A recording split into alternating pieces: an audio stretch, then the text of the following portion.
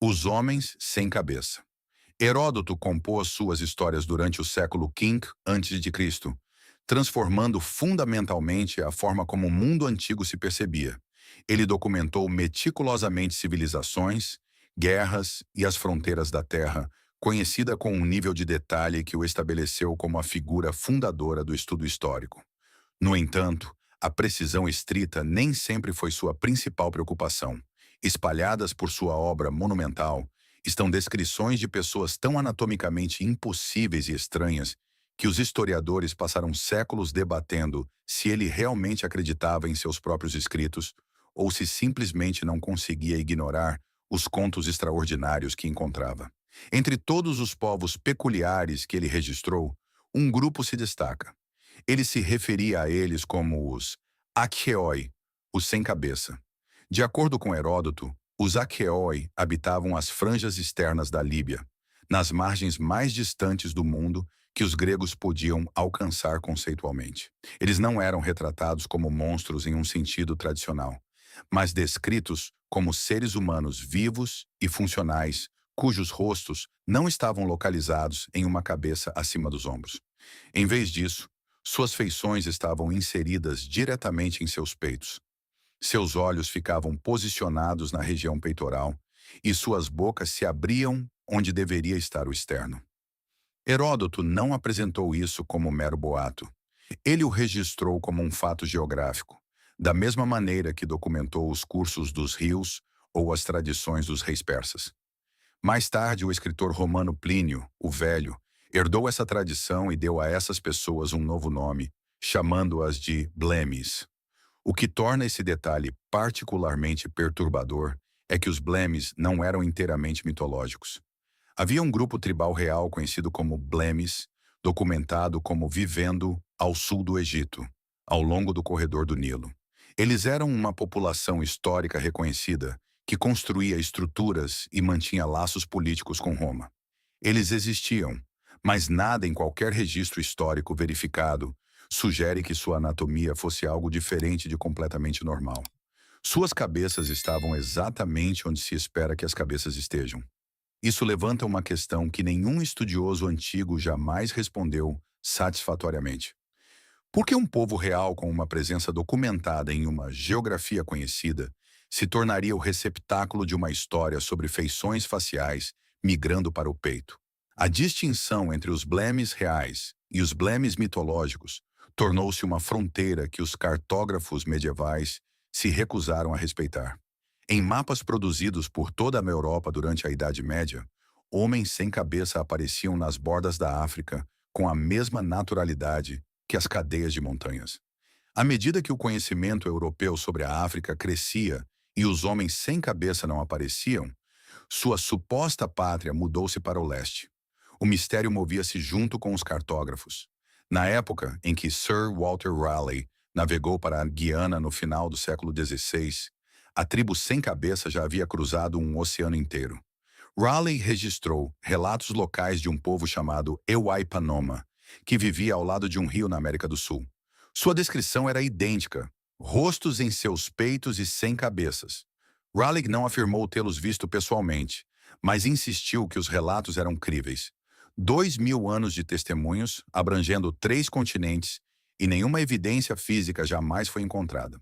Os comedores de homens, os gregos antigos, estavam entre as civilizações intelectualmente mais inquietas da história registrada. Eles construíram sistemas de filosofia, governo, matemática e medicina que continuam a ecoar nas instituições modernas. No entanto, sua curiosidade não parava nas fronteiras de seu próprio mundo familiar. Ela avançava para territórios que nunca haviam visitado, em direção a povos sobre os quais só tinham ouvido falar através de relatos de mercadores, soldados e marinheiros. Histórias que se tornavam mais estranhas quanto mais longe de casa se originavam. Os gregos categorizavam o mundo que conheciam e o mundo que imaginavam com igual seriedade. Entre todas as categorias de povos estranhos que documentaram, nenhuma os perturbava mais profundamente do que aqueles que consumiam carne humana. Heródoto os apresentou pelo nome, chamando-os de andrófagos, um nome extraído diretamente de raízes gregas que significava sem ambiguidade, comedores de homens. Ele não os colocou no limite absoluto da mitologia. Em vez disso, posicionou-os geograficamente nas regiões ao norte da Sítia, nos vastos territórios das estepes que se estendem além do Mar Negro, no que é hoje, aproximadamente, a área da Rússia moderna e da Ásia Central. Ele os descreveu não como monstros com anatomia em comum, mas como seres humanos bípedes reconhecíveis, cuja característica definidora era sua dieta. Ele escreveu com franqueza incomum sobre seus costumes, afirmando que seus modos eram mais selvagens do que os de qualquer outra raça que ele houvesse documentado. Para um escritor que registrou povos em 3 continentes, essa era uma afirmação significativa. O que distinguia os andrófagos no relato de Heródoto não era apenas o fato de consumirem carne humana ocasionalmente ou em contextos rituais. Ele descreveu isso como um aspecto fundamental de seu estilo de vida, uma prática alimentar e cultural que os separava de todos os outros grupos que ele havia encontrado ou registrado. Ele não ofereceu nenhuma explicação para a origem da prática, nenhum quadro mitológico e nenhuma justificativa divina. Ele a apresentou da mesma forma que apresentou os hábitos agrícolas dos egípcios ou os costumes funerários dos persas, como observação, como fato.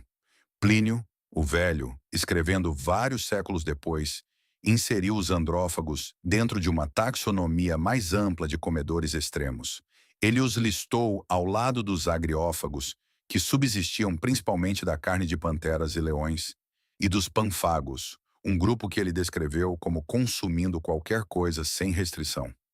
Dentro deste catálogo de extremidade dietética, os comedores de carne humana ocupavam uma posição específica e deliberada. Eles não eram os únicos com hábitos alimentares perturbadores, mas eram aqueles cujos hábitos implicavam seus semelhantes, como a refeição. O peso psicológico da lenda dos andrófagos persistiu por séculos, precisamente porque não exigia nenhum elemento sobrenatural. Nada de cabeças de cachorro ou crânios ausentes. Apenas pessoas organizadas em uma sociedade funcional que haviam cruzado a única fronteira, alimentar, que praticamente todas as culturas humanas tratam como absoluta. Heródoto nunca afirmou tê-los conhecido. Ele registrou o que lhe foi dito, mas essa distinção nunca pareceu diminuir o medo. A tribo com cabeça de cão. O mundo antigo tinha uma relação complicada com as fronteiras entre o humano e o animal. Templos egípcios estavam cheios de representações de deuses com cabeças de chacais, ibis e crocodilos. Imagens que estudiosos modernos interpretam como representações simbólicas de atributos divinos, em vez de alegações anatômicas literais. No entanto, nem todo escritor antigo estava lidando com metáforas. Alguns faziam o que acreditavam ser observações etnográficas diretas. Entre esses observadores estava um médico grego chamado Quitésias, e as pessoas que ele descreveu não eram deuses. Eram, segundo seu relato, uma civilização inteira de seres humanos com cabeça de cão, vivendo nas montanhas da Índia. Tésias não era um contador de histórias casual. Ele serviu como médico pessoal do rei persa Artaxerxes II, no final do século V a.C., uma posição que lhe deu acesso direto aos arquivos reais do Império Persa. Ele passou anos na Pérsia e afirmou que seus relatos sobre a Índia e a Pérsia foram extraídos desses registros oficiais, em vez de fofocas de viajantes. Esse fundamento institucional deu aos seus escritos um peso que a mitologia pura nunca carregou. Quando descreveu os cinocéfalos, ele não estava escrevendo ficção, estava redigindo o que considerava ser um relatório. De acordo com Quitésias, os cinocéfalos eram um povo que habitava as montanhas da Índia, totalizando dezenas de milhares. Eles não se comunicavam através da linguagem, mas sim por meio de uivos e latidos. No entanto, ele insistiu em um detalhe que os tornava impossíveis de serem descartados como meros animais. Eles eram inteligentes, eram razoáveis, entendiam estruturas sociais, realizavam trocas comerciais usando gestos e viviam em comunidades organizadas.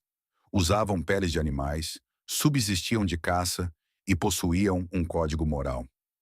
Ctésias descreveu-os nem como feras, nem como plenamente humanos, mas como algo ocupando um espaço preciso e deliberado entre os dois.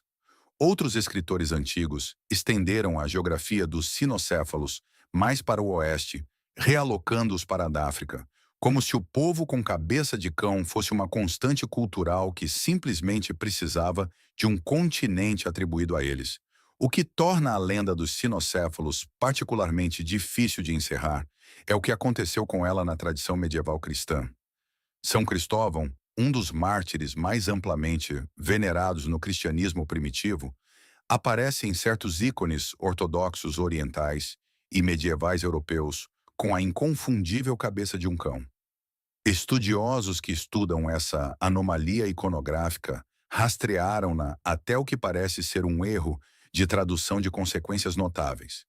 A palavra latina cananeus, que significa de Canaã, descrevendo a suposta origem geográfica de Cristóvão, foi lida incorretamente ou copiada erroneamente como canineus, que significa semelhante a um cão. Uma diferença de uma única letra em um manuscrito copiado e um santo ganhou um focinho. O erro nunca foi universalmente corrigido. Tradições religiosas inteiras incorporaram o Cristóvão com cabeça de cão sem crise teológica aparente. Missionários relataram ter encontrado povos com cabeça de cão em territórios tão distantes quanto o Extremo Oriente e a África subsaariana ao longo de vários séculos. Nenhum espécime jamais foi produzido, nenhum esqueleto, nenhum avistamento confirmado, apenas a persistente insistência transcultural de que, em algum lugar nas montanhas, eles existiam. As mulheres Gorgades. Plínio, o Velho, não era um homem dado a especulações ociosas. Ele passou décadas reunindo o que pretendia ser um relato completo de todo o conhecimento humano. Um projeto de tal ambição que produziu 37 volumes cobrindo geografia, zoologia, botânica, medicina e toda a gama de fenômenos naturais observáveis no mundo antigo. Sua história natural não era uma coleção de mitos. Destinava-se a ser um texto de referência, o registro definitivo do que o mundo romano conhecia e havia verificado. Quando Plínio incluía algo naquela obra, ele estava fazendo uma afirmação implícita sobre sua credibilidade, que é precisamente o que torna seu relato das Górgades tão difícil de descartar e tão impossível de resolver. Segundo Plínio, as Górgades eram um conjunto de ilhas situadas na costa atlântica da África, além das fronteiras familiares do mundo mediterrâneo. As pessoas que ali viviam eram mulheres, e essas mulheres eram cobertas da cabeça aos pés por uma pele espessa. Elas não estavam vestidas com peles de animais, nem adornadas com coberturas cerimoniais, mas eram biológica, natural e inteiramente cobertas por pelos como um animal seria. Plínio registrou isso como um fato geográfico e antropológico, usando o mesmo registro que usou para descrever as costas da Grã-Bretanha ou os hábitos alimentares dos elefantes. Mas Plínio não foi o primeiro a escrever sobre essas ilhas. Um século antes de seu relato, o geógrafo romano Pompônio Mela descreveu as Górgades com detalhes que empurram a história para um território que desafiava a explicação biológica. Na versão de Mela, as ilhas eram povoadas exclusivamente por essas mulheres peludas. Não havia homens. A população se reproduzia sem envolvimento masculino. Uma afirmação que colocava as Górgades não apenas na categoria do estranho, mas na categoria do biologicamente sem precedentes. Mela descreveu as mulheres como selvagens e fisicamente poderosas, possuindo uma força que as tornava perigosas de se aproximar. A única maneira de dominá-las, segundo seu relato, era através de correntes. Elas não podiam ser convencidas pela razão, negociadas ou contidas por força humana comum. A história poderia ter permanecido uma curiosidade geográfica se não fosse por um detalhe que introduziu um objeto físico na cadeia de evidências. Plínio registrou que o explorador cartaginês Hannón, o navegador, havia realmente visitado as Górgades durante sua famosa viagem ao longo da costa africana. Uma viagem que registros históricos confirmam ter realmente ocorrido por volta do século V a.C. Para provar o que testemunhara, Hannon teria trazido consigo as peles preservadas de duas dessas mulheres peludas. Ele supostamente as pendurou como troféus em um templo em Cartago, onde permaneceram em exibição por anos.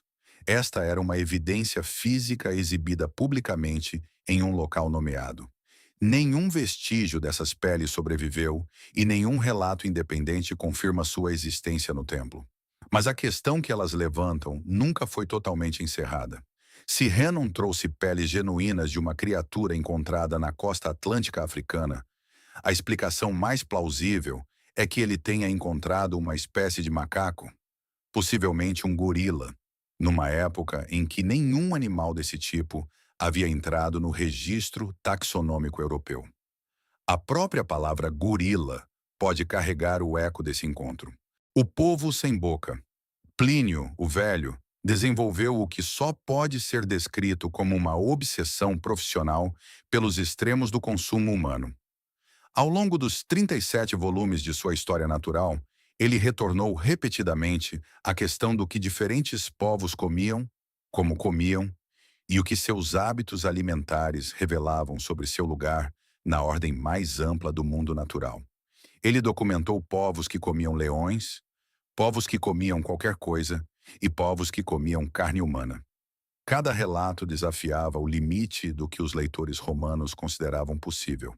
Mas entre todos os extremos dietéticos que Plínio catalogou ao longo de uma vida de pesquisa e compilação, nenhum era tão anatomicamente radical quanto o povo que ele situou perto da nascente do rio Ganges, na Índia.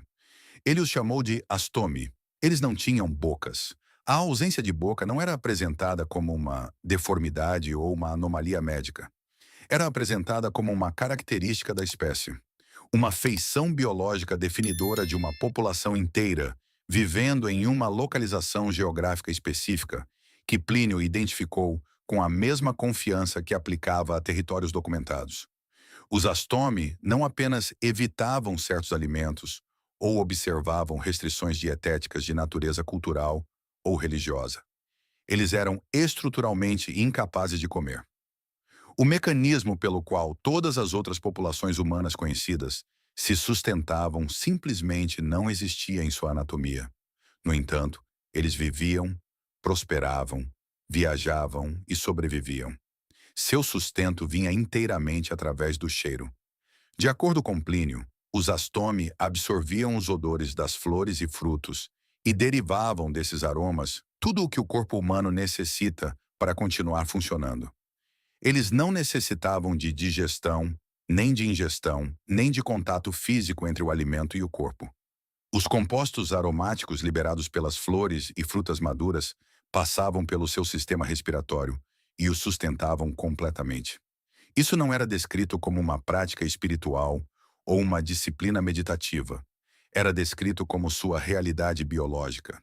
Tão direta e trivial para eles quanto o ato de mastigar era para um cidadão romano comendo pão. As implicações práticas dessa fisiologia moldavam todos os aspectos de suas vidas. Quando os Astomi precisavam viajar além das regiões floridas perto do Ganges, não podiam simplesmente levar provisões como qualquer outro viajante faria. Eles carregavam objetos perfumados, materiais odoríferos cuja fragrância pudesse ser acessada durante uma longa jornada para fornecer a energia que seus corpos exigiam. Plínio descreveu isso como uma prática conhecida e documentada, um detalhe específico suficiente para sugerir que veio de uma fonte, e não de pura imaginação. Mas a mesma sensibilidade que os sustentava também os ameaçava. Odores fortes de caráter inadequado não eram apenas desagradáveis para os Astomi, eram letais. Um cheiro suficientemente forte ou corrompido poderia matar uma pessoa sem boca da mesma forma que um veneno consumido pela boca poderia matar qualquer outra pessoa.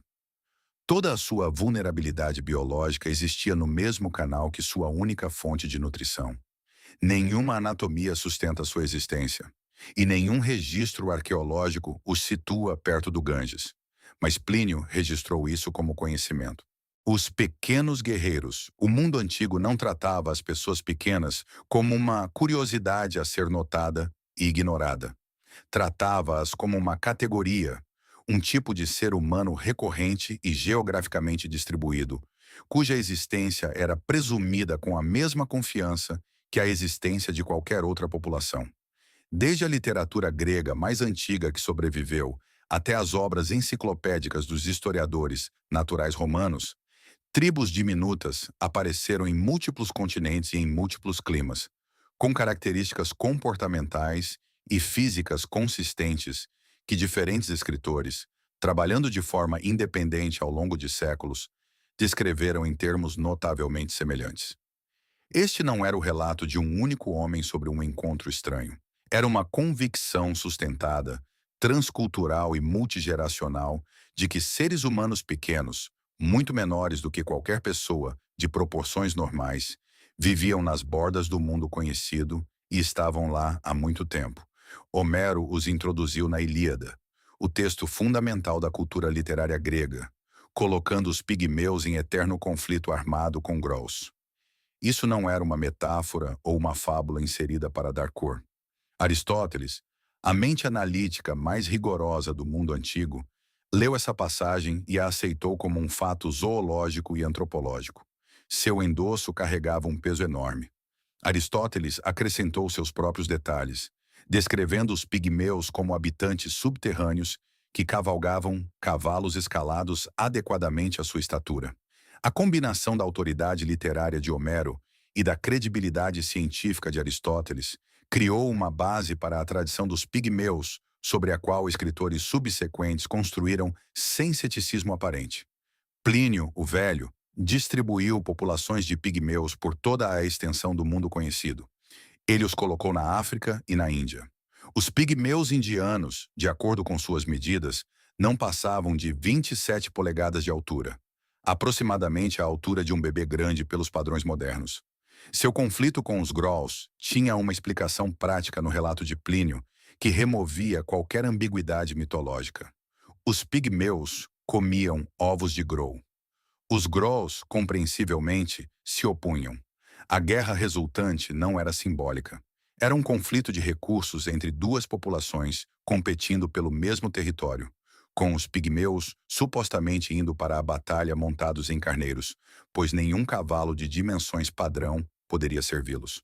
Plínio também observou que os pigmeus consumiam os ovos estrategicamente, visando aves não eclodidas antes que pudessem crescer o suficiente para montar um contra-ataque eficaz. O relato que introduziu a observação física na tradição veio de Nonnos, um diplomata e explorador do século VI da Ariston, que viajou pela região do Mar Vermelho em missões oficiais bizantinas. Ele relatou ter visitado uma ilha na costa etíope, onde uma população pigmeu realmente vivia. Sua descrição foi específica. Eles estavam sem roupas, seus corpos eram cobertos de pelos e, criticamente, tinham um medo profundo de visitantes mais altos, fugindo imediatamente após o contato em vez de confrontar. O detalhe comportamental que Nonnos registrou é o que se recusa a desaparecer completamente. Medo de humanos maiores, corpos cobertos de pelos, baixa estatura e habitação em ilhas na costa etíope. Essas coordenadas nunca deixaram de ser interessantes. O povo de orelhas gigantes. O mundo antigo media a estranheza em um espectro, e em algum lugar perto da extremidade desse espectro estava a questão da proporção. Um ser humano com feições arranjadas de forma diferente, com anatomia invertida, ausente ou duplicada, representava uma categoria do impossível. Mas um ser humano, construído inteiramente de forma correta, com cada característica esperada em cada local esperado, cuja única característica distintiva era o exagero extremo e não funcional de uma parte comum do corpo, ocupava uma categoria diferente e, de certa forma, mais perturbadora. Aos Panote não faltava nada, nem estavam organizados de forma errada. Eles simplesmente tinham orelhas, orelhas tão grandes e tão dramaticamente superdimensionadas em relação a qualquer outra característica de seus corpos, que as próprias orelhas se tornaram sua principal característica identificadora, sua ferramenta mais prática e sua única vestimenta necessária. O nome dizia tudo. Panote derivava diretamente das palavras gregas que significam todas as orelhas. Era uma designação tão literal que funcionava menos como um nome tribal e mais como uma descrição biológica arquivada sob um nome próprio.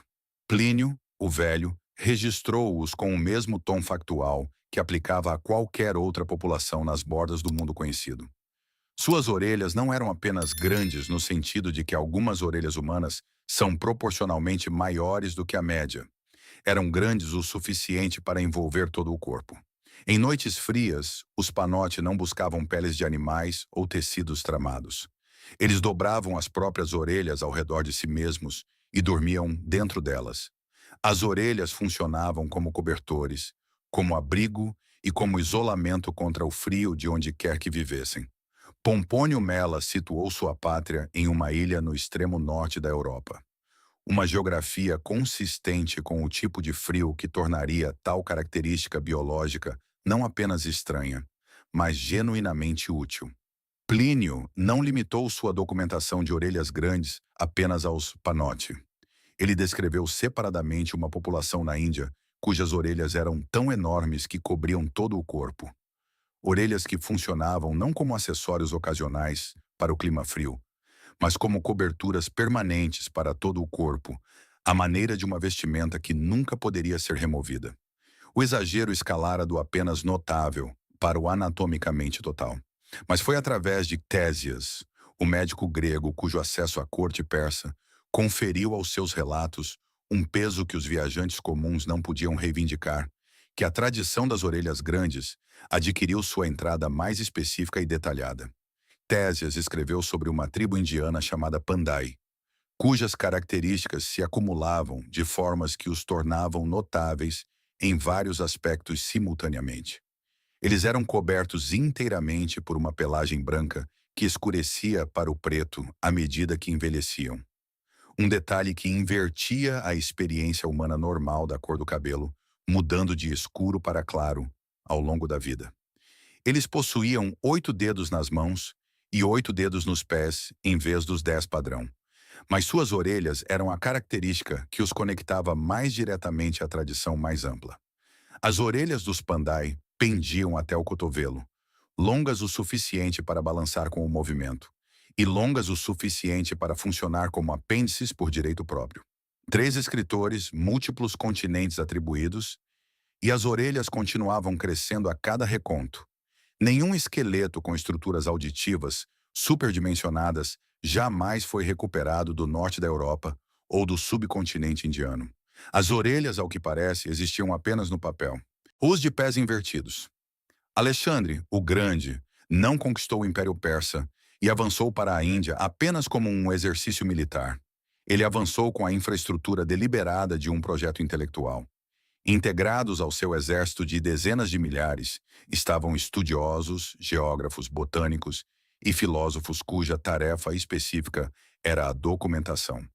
Cada novo território adentrado, cada povo desconhecido encontrado e cada planta, animal ou formação geológica estranha observada deveria ser registrado e levado de volta ao mundo grego como conhecimento. Isso foi construção de império e construção de conhecimento simultaneamente. Os registros produzidos pelo núcleo acadêmico de Alexandre tornaram-se textos fundamentais para gerações subsequentes de escritores que tentavam mapear toda a extensão da diversidade humana. Muito do que eles trouxeram era verificável.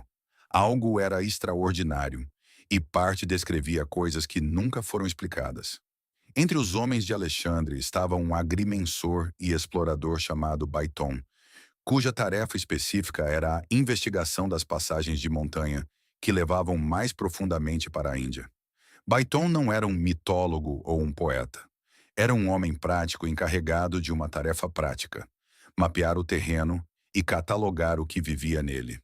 O que ele relatou ter encontrado em um vale específico naquelas passagens de montanha não foi uma característica geográfica ou um depósito mineral incomum. Foi uma população de seres humanos cujos pés estavam presos às pernas em orientação reversa. Os calcanhares ficavam voltados para a frente e os dedos para trás. Cada passo que davam era biomecanicamente invertido em comparação com qualquer outro ser humano que caminhasse no mundo conhecido. Plínio, o Velho, que preservou o relato de Baiton em sua História Natural, não tratou isso como motivo para descartar o relatório. Ele o registrou ao lado do detalhe físico que tornava os pés invertidos impossíveis de serem ignorados como uma simples deformidade que deixava essas pessoas indefesas. Os Abarimon, como passaram a ser conhecidos, moviam-se com uma velocidade notável.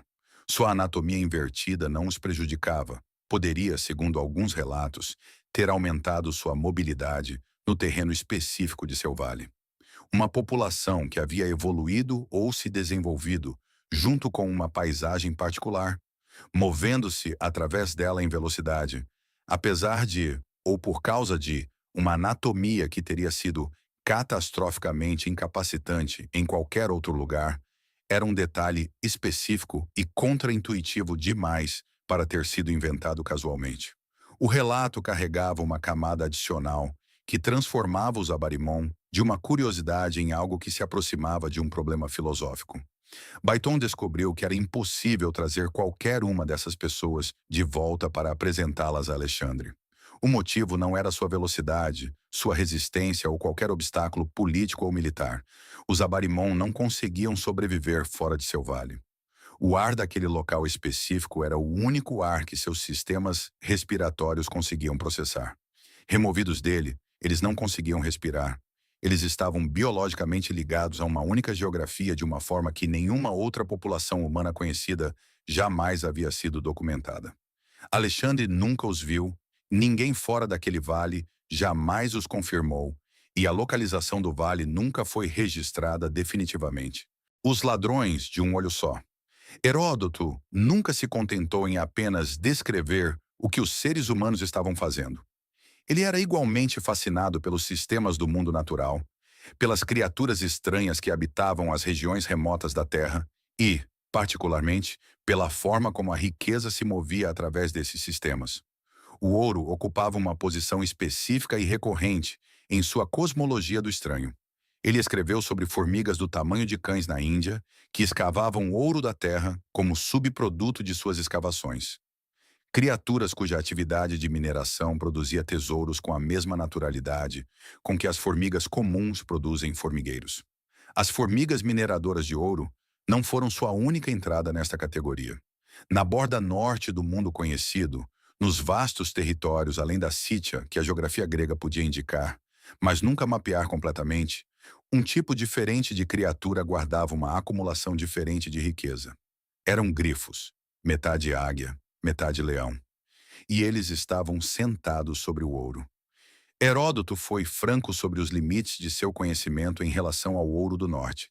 Ele reconheceu que o extremo norte continha mais ouro do que qualquer outra região da Terra, mas admitiu que não podia explicar como ele era obtido ou por quem.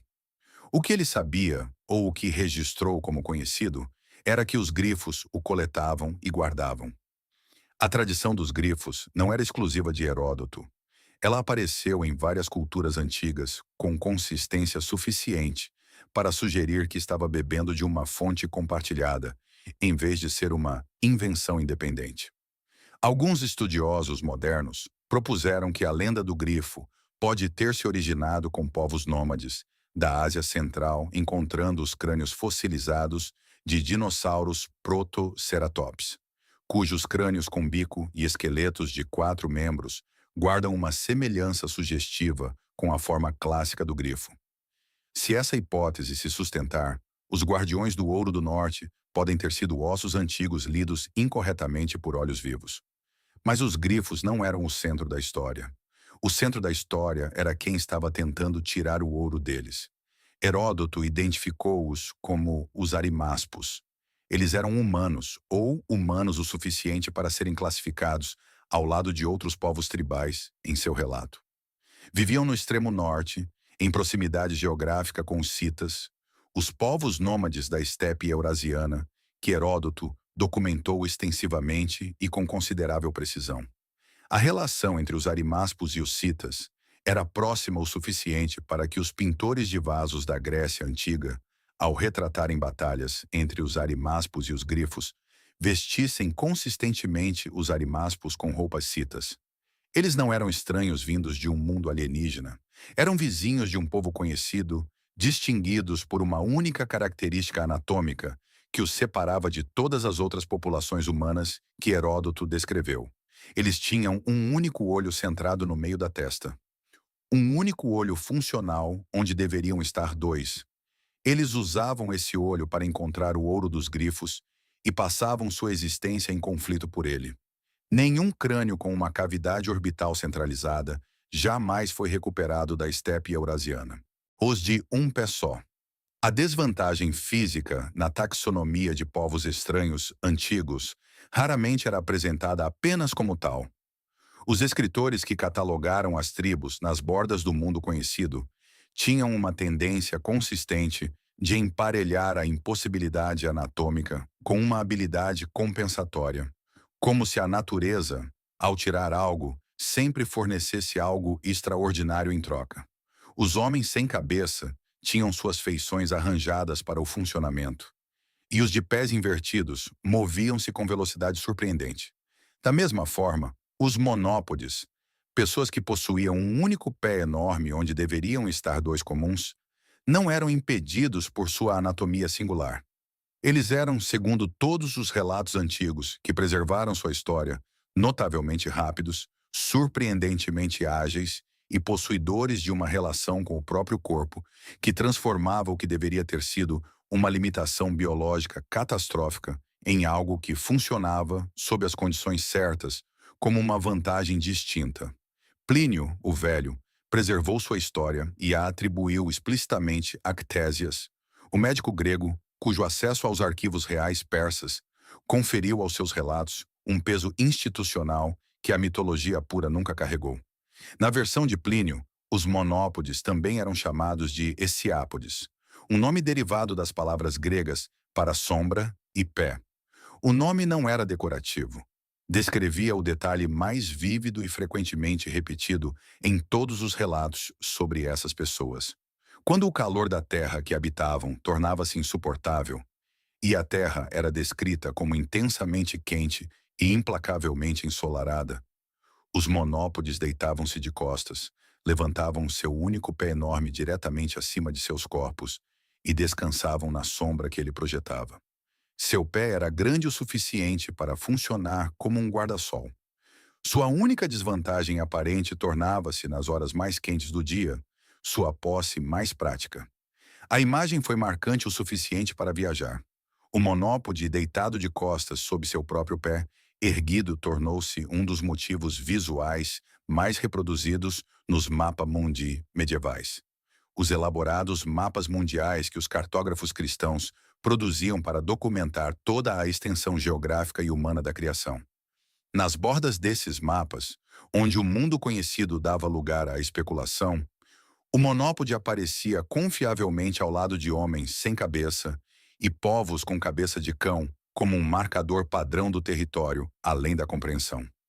Artistas e cartógrafos que nunca haviam lido Plínio ou Ctésias reproduziram a imagem porque ela se tornara parte da linguagem visual herdada das bordas do mundo. Mas foi um teólogo cristão quem empurrou a tradição do monópode para seu território filosoficamente mais consequente. Santo Agostinho, um dos pensadores mais influentes na história do cristianismo, voltou sua atenção para a questão que a existência de seres como os monópodes necessariamente levantava para uma fé construída sobre a origem singular da humanidade. Se todos os seres humanos descendiam de Adão, e se criaturas como os monópodes existiam e possuíam razão humana, então a lógica da teologia cristã exigia que eles também descendessem de Adão e, portanto, possuíssem almas. Agostinho não os descartou. Ele raciocinou através deles. Um único pé, uma alma imortal. A borda do mapa pressionava contra as fronteiras da doutrina, e a doutrina não recuou. Se estas crônicas das bordas esquecidas do mundo mudaram a forma como você percebe os mistérios do nosso passado, por favor, inscreva-se e curta o canal. Somos dedicados a desenterrar a história que o tempo e o mito tentaram obscurecer. Continue a cultivar sua curiosidade e ajude-nos a fazer crescer o futuro da descoberta. O próximo tesouro de segredos antigos será revelado em breve.